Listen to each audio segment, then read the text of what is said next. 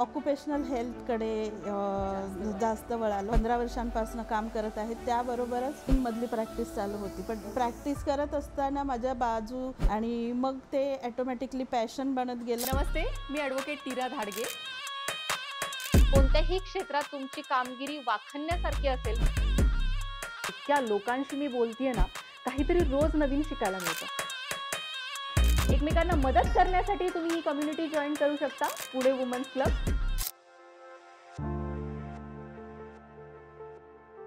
नमस्कार, मी ॲडव्होकेट नीरा धाडगे तुमचं सहर्ष स्वागत करत आहे पॉडकास्ट विथ नीरामध्ये. आज आपल्याबरोबर आहे डॉक्टर भार्गवी बडे. मॅम डॉक्टर आहेत, विघ्नहर्ता साई हॉस्पिटलमध्ये MD आहेत. आज खूप छान वाटलं मॅम आम्हाला तुम्हाला इथे बोलवून. तुमच्याबद्दल काही सांगाल? नमस्कार, मी डॉक्टर भार्गवी बडे. मी MD विघ्नहर्ता साई हॉस्पिटल, माझं जे आहे दत्तनगर दिघीमध्ये माझं हॉस्पिटल आहे. त्या ठिकाणी मी MD आहे आणि त्याबरोबर मी DG शिपिंग अप्रूव्ड एक्झामिनर आहे. DG शिपिंग अप्रूव्ड एक्झामिनर म्हणजे जे लोक शिपिंगमध्ये जॉबसाठी जातात त्यांचं प्री मेडिकल वगैरे आम्ही करतो.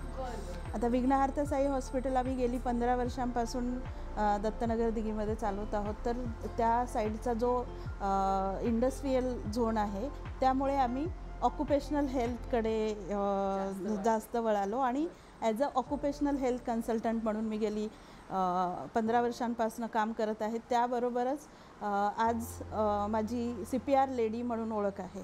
तर मी आजपर्यंत 3000पेक्षाही जास्त फर्स्ट एड ट्रेनिंग्स दिलेल्या आहेत, ऑनलाईन ऑफलाईन. आणि त्यामुळे त्याची दखल घेऊन 1 मार्च 2022ला DD सह्याद्रीवर सखी सह्याद्री सेवाव्रती सखी सह्याद्री या कार्यक्रमात माझी मुलाखत प्रदर्शित झाली.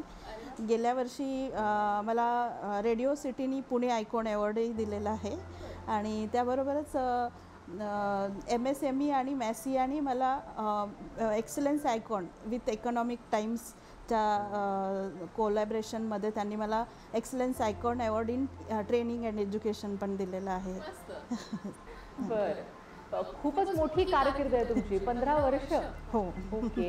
आम्हाला ऐकायला आवडेल तुम्ही कुठून शिकलात, कसं पुढे आलात, कशा ह्या क्षेत्रामध्ये पडलात? ॲक्च्युली बाय प्रोफेशन किंवा by passion I was very keen. म्हणजे मला स्किनमध्ये काही करायचं होतं. मी जसं ॲडव्हान्स कोर्स इन ॲस्थेटिक केला आणि माझी स्किनमधली प्रॅक्टिस चालू होती. पण प्रॅक्टिस करत असताना माझ्या बाजूला सोसायटीचं कन्स्ट्रक्शन काम चालू होतं. त्या कन्स्ट्रक्शनमधला एक एम्प्लॉई आला ज्याला हाताला ऊंड झाली होती आणि तो असा हात खाली लोंबकळत घेऊन आला. तेव्हा मला ते इतकं वाईट वाटलं की if he has a knowledge of general काही गोष्टी की फर्स्ट एडचं ज्ञान असतं, त्याने तो हात वरती पकडून डायरेक्ट प्रेशर देऊन आला असता तर it will prevent the excessive bleeding आणि ते त्याच्या म्हणजे त्याच्या जीवाला हानी होण्यापासून वाचू शकत होतं. तर मला ती रात्र जरा झोप नाही लागली. मग दुसऱ्या दिवशी सकाळी जेव्हा मिस्टरांना म्हटलं त्यावेळेस म्हटले, हो तू बोलतीयस ते खरं आहे पण याच्यावर काही केलं पाहिजे. सर्च केल्यानंतर कळलं की असा इन्स्टिट्यूट आपण चालू करू शकतो. आणि मग इंडस्ट्रीमध्ये बाय फॅक्टरी ॲक्ट, मिस्टरांचं FH झाल्यामुळे त्यांनी फॅक्टरी ॲक्टमध्ये मॅन्डेटरी आहे की 30% people should be a first aiders in industry. तुमचे एम्प्लॉय 100 आहेत त्यातले 30% फर्स्ट एडर पाहिजे. आणि मग ते ॲटोमॅटिकली पॅशन बनत गेलं. मग त्याच्यामध्ये बोलण्याची कला किंवा बोलण्याचं जे काही ज्ञान मिळालेलं आहे ते आधी आपल्याकडे ऑनलाईन किंवा एवढं काही नव्हतं. तेव्हा खूप बुक्स रीडिंग व्हायचं. ते आत्ता कधी ना कधी उपयोगात येतातच. तर त्याचा वापर झाला. वडील राजकारणात असल्यामुळे त्यांनाची भाषणं ऐकलेली आहेत. अगदी प्रमोद महाजनांची भाषणं जवळून ऐकलेली आहेत. तर त्यामुळे तो एक म्हणजे कला आली तुमच्याकडे. डेफिनेटली. आणि मग त्यानंतर जी घोडदौड सुरू झाली ती काही थांबली नाही आणि रोजचं चालूच आहे. ओके. सुरुवातीला तुम्ही किती लोक होतात? ॲक्च्युली फर्स्ट टाईम सर आणि आम्ही दोघेच सुरुवात केली. त्यानंतर आम्ही आमचा जो स्टाफ होता त्यांना थोडंसं आमचे मेडिकल चेकअप सुरू केले आम्ही. तर त्यावेळेस मेडिकल चेकअपमध्ये त्यांची इन्व्हॉल्वमेंट त्यांना वाढवलं. पण मग काम दुसऱ्या जिल्ह्यातून येण्यास सुरुवात झाली. अहमदनगर आहे, नंतर औरंगाबाद आहे, वापी, गुजरात जे इंडस्ट्रीयल झोन आहे तिकडे काम सुरू झालं. मग प्रत्येक ठिकाणी आपण नाही पोहोचू शकत. मग एक आपण तिथे आज माझ्याकडे 30 लोक आहेत जे फर्स्ट एड ट्रेनिंग देतात अंडर माय इन्स्टिट्यूट. ओके, ऑनलाईन ऑफलाईन दोन्ही. Online offline both. खूप मोठा पसारा झालेला आहे आता. नाही, पण सुरुवात कुठून तरी करावी लागते. एकदा सुरुवात झाली की मग ते पॅशन बनत गेलं की कुठे थांबत नाही गोष्ट. हो. तुमचा हळदी कुंकूचा किस्सा ऐकायला आवडेल आम्हाला. तर त्याबद्दल असं आहे की कोविडच्या काळामध्ये आपण बघितलं की सर्व म्हणजे ज्यांना हार्ट डिसीज डायबिटीज आहेत त्यांना हॉस्पिटलमध्ये जाऊन ट्रीटमेंट घेण्याची भीती वाटत होती आणि अशा काळामध्ये कोविडनी एक्सपायर होणाऱ्या लोकांची संख्या तर बरीच होती, परंतु वेळेवर हॉस्पिटलला न गेल्यामुळे हायपरटेन्शनचे पेशंट्स आणि डायबिटीसचे पेशंट हे सुद्धा त्याच्यामध्ये वेळेवर ट्रीटमेंट न भेटल्यामुळे त्यांच्या जीवावर काही प्रसंग बेतले होते. मग ह्याचा विचार केला आणि त्या दरम्यान 2021ची जेव्हा जानेवारीमध्ये आले लस येणारे वगैरे अशा ह्या सगळ्या गोष्टी, तर घरी बसून ऑनलाईन माझे ट्रेनिंग सेशन चालू असायचे, ऑनलाईन कन्सल्टेशन चालू असायचं. पण म्हटलं आता काहीतरी केलं पाहिजे, म्हणजे की जे होम मेकर्स आहेत, घरी स्त्रिया बसतात, तर त्यांना आपण काही ज्ञान दिलं पाहिजे. आणि संधी चालून आली म्हणता येईल की हळदी कुंकाचा कार्यक्रम होता सोसायटीमध्ये. तर मी वाण आणायला काही बाहेर जाऊया असा विचार करत असताना म्हटलं आपण एक काम केलं तर ह्या सर्व लेडीजना आपण फर्स्ट एड ट्रेनिंगच वाण म्हणून दिली तर. मग विचार होता तुमचा. हो, आणि त्यामुळे ती फर्स्ट एड ट्रेनिंग महिला अशा एकत्र येत नाहीत, क्लब हाऊसमध्ये जमा झाल्या आणि आमच्या सोसायटीपासून सुरुवात केली. मी सोसायटीतील सर्व महिलांना मी हे दिले आणि त्याचे फोटो स्टेटसला ठेवल्यानंतर मग डिमांड आली मला आणि आमच्या आजूबाजूच्या 2-3 सोसायट्यांमध्ये पण हळदी कुंकाचं वाण म्हणून मी फर्स्ट एड ट्रेनिंग दिली. बरोबर. नाही, हा हळदी कुंकूला यायला सगळेजण इंटरेस्टेड असतात, पण कधी तुम्ही जर फर्स्ट एड ट्रेनिंग घ्यायला कोणी बोलवलं तर ते पटकन यायला नाही होत. पण तुम्ही दोन्ही क्लब करून जो त्याचा छान मेळ घातला त्याच्यामुळे लोकांना ज्ञानही मिळालं, हळदी कुंकूचा हे पण पर्पज पण झाला.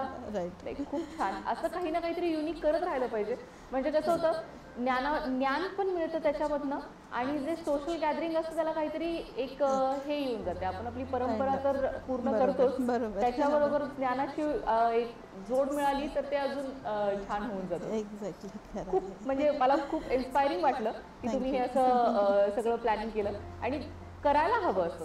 एखादी दुसरी गोष्ट आपण त्याच्याबरोबर जर टाकली ना आणि छोट्या छोट्या गोष्टींनी जर जीव वाचणार असेल तर का नाही. तुमची एखादी ट्रिक आम्हाला आता आमच्या ऑडियन्सला सांगू शकाल का? येस.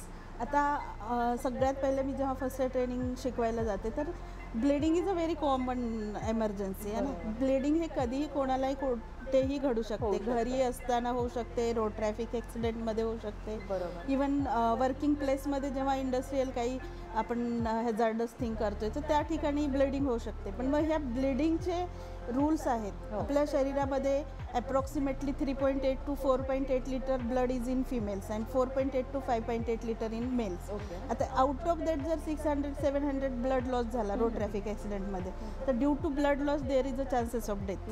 तर हाऊ टू प्रिव्हेंट इट? तर ब्लड जे आहे आपलं लिक्विड आहे, तर ह्या लिक्विडला एक property, not only in other liquids, it gets clot. मग याचा आम्ही जेव्हा ऑपरेशनपूर्वी काही BTCT, HIV, HbA असं टेस्ट करतो, हे BTCT म्हणजे ब्लिडिंग टाईम क्लॉटिंग टाईम. आता त्या ब्लडला तुम्ही जर डायरेक्ट प्रेशर दिलं 2 ते 6 मिनटं तर ते ब्लड जे आहे ते क्लॉट होतं. तर ही सिम्पल गोष्ट असते.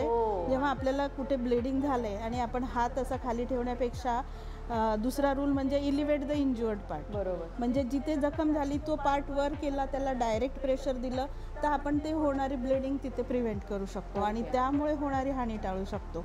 तर ह्याच्यामध्ये आपल्याला ते नाहीच झालं तर आपण अगदी जुन्या मूवीजमध्ये पाहायचो की हेमा मालिनी आणि धर्मेंद्र आहेत, धर्मेंद्र फाईट करतो, मग हेमा मालिनी येणार, साडीचा पदर काढणार. बरोबर बरोबर. तर ते पदर जर आपण किंवा वटेवर आपल्याकडे रुमाल असेल, हँकलशिप, तर तो आपण जर जिथे ब्लिडिंग होती तिथे आधी बांधला आणि जी पुढे येणारी ब्लिडिंग आहे ती त्या ठिकाणी रोखली जाणार आहे.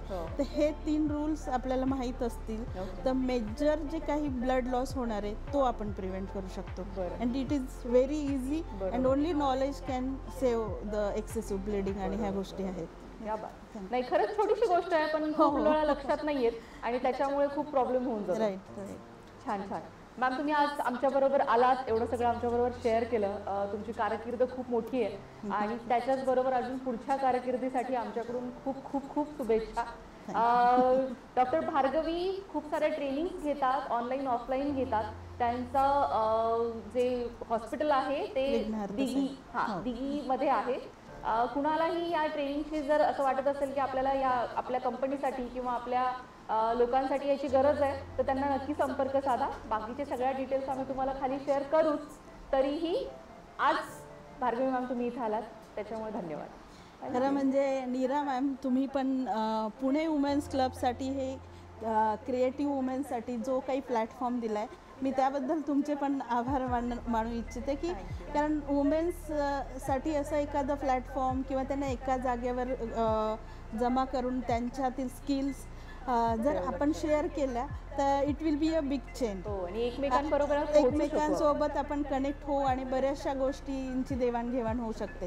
आता मी ॲस्थेटिक क्लिनिशियन म्हणून माझ्या हॉस्पिटल विघ्नहर्ता साई हॉस्पिटलमध्ये काम करत असते आणि त्या ठिकाणी काम करताना मी जेव्हा स्त्रियांना सुंदर बनवतो आपण, त्यानंतर त्यांचा जो कॉन्फिडन्स वाढतो तर तो त्यांना पुढे भरपूर प्रमाणात ऊर्जा देऊन जातो.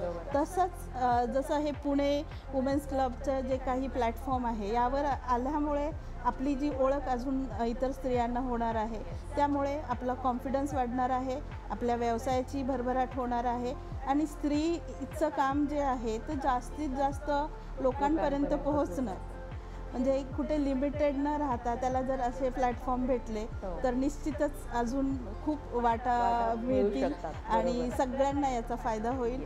Thank you so much. मी विघ्नहर्ता साई हॉस्पिटलकडून तुमचे आभार मानते की तुम्ही इतकी छान इनिशिएटिव्ह घेतलेला आहे आणि ॲडव्होकेट असून तुम्हाला वेळात वेळ काढून तुम्ही खरं म्हणजे हे पॉडकास्टिंग करताय. So salute to you. धन्यवाद.